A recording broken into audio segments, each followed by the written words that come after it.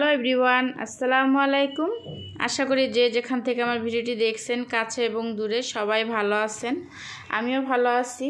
তো দুপুরে রান্না থেকে ব্লগটা শুরু করতেছি। তো এখানে দুপুরে রান্নার জন্য সব কিছু কেটে ধুয়ে তারপর গিয়ে বেছে নিতেছি। এখানে মুরগির গোশত রান্না করব, ওইটা ভিজিয়ে নিছি আর পেঁয়াজ রসুন কেটে ধুয়ে নিছি। এখানে চিচিঙ্গা ডিম দিয়ে ভাজি করব, ওইটাও আর কি কুচি করে ধুয়ে ভাপ দিয়ে নিতেছি। আর পাশের চুলাতে কিন্তু ডালটা বসিয়ে দিছি, তা তো দেখালামই।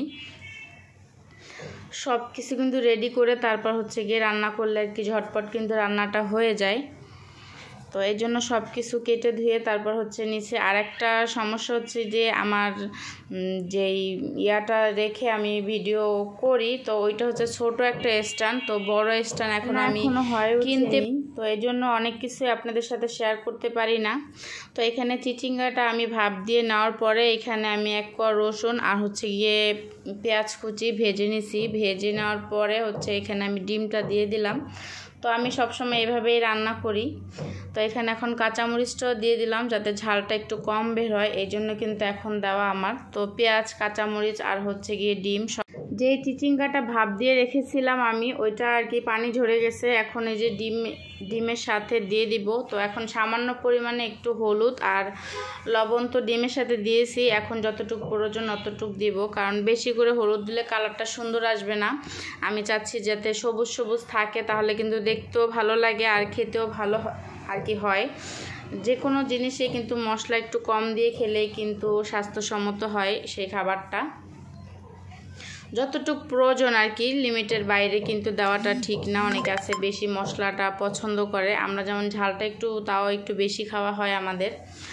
তো এখানে আমি চিচিঙ্গার সাথে এই যে হলুদটা ভালো করে মিশিয়ে দিয়ে এখন কিছুক্ষণ ঢেকে তারপর রান্না করব। তো আমার ভাজিটা কিন্তু অলরেডি হয়ে গেছে, আর দেখলেই কিন্তু বোঝা যায় যে ভাজিটা কিন্তু খেতে অনেক মজা হয়েছিল।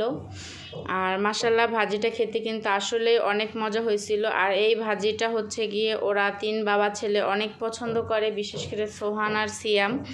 ডিম দিয়ে ভাজি করলে এই কি বলে এটাকে, চিচিঙ্গা অনেক পছন্দ করে, ওদের অনেক পছন্দ এই ভাজিটা।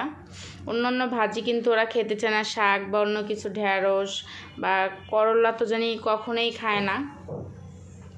তো এই ভাজিটা আবার ওরা পছন্দ করে। তো এখানে ডাল যে বসিয়ে দিছিলাম, ডালটাও কিন্তু হয়ে গেছে। এখন আমি যে পেঁয়াজ রসুন আর গিয়ে ধনিয়া পাতা নাই, এই জন্য আমি একটু আস্ত জিরা দিয়ে দিলাম। এখন ডালের ভিতরে দিয়ে দিব। এটা গিয়ে হসপিটালে যেরকম সরকারি ডাল রান্না করা হয়, ওদের আর কি এরকম আমাদের প্রত্যেক দিন ডাল রান্না করতে হবেই, এটা আছেই। এই জন্য মাঝে মধ্যে দেখানো হয়, মাঝে মধ্যে কিন্তু দেখানো হয় না যে প্রত্যেক দিন ডালটা কি দেখায়। তো এখানে ডালটা কিন্তু আমি বাগার দিয়ে দিয়েছি। আর এই যে পাশের চুলাতে আমি অন্য কিছু বসিয়ে দিছি, ভাত বসিয়ে দিছি। আর এইখানে গিয়ে পেঁয়াজ রসুন আদা আর গিয়ে জিরা বাটা, আমি আর কি জিরাটা পাটায় বেটে নিছি, আর গিয়ে আদা রসুন পেঁয়াজ একসাথে ব্লেন্ড করে নিছি। তো মুরগি ভুনা করব, এই জন্য ওইটা দিয়ে দিলাম। এখানে একটু পানিটা যখন টেনে আসছে তখন আমি এই যে তেজপাতা, গরম মশলা, এলাচি যা যা দরকার তাই দিয়ে দিলাম। মুরগি রাঁধতে কম বেশি সবাই জানেন আর কি।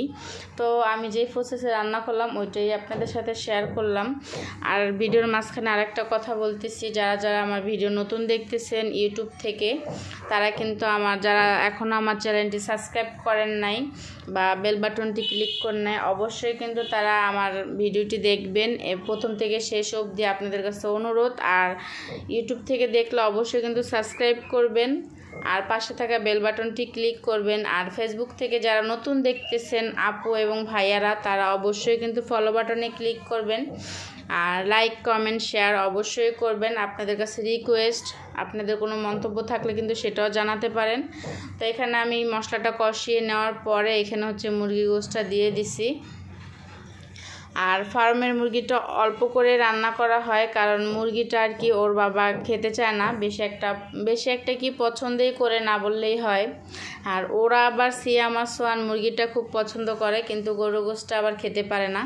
তো আমার মুরগিটা কিন্তু অলরেডি রান্না করা হয়ে গেছে। তো আজকে ভিডিওটা বেশি বড় করলাম না, এ পর্যন্ত। যদি আপনাদের ভালো লেগে থাকে অবশ্যই কিন্তু লাইক দিবেন, শেয়ার করবেন, সাবস্ক্রাইব করবেন। ভালো থাকবেন সবাই, আল্লাহ হাফেজ।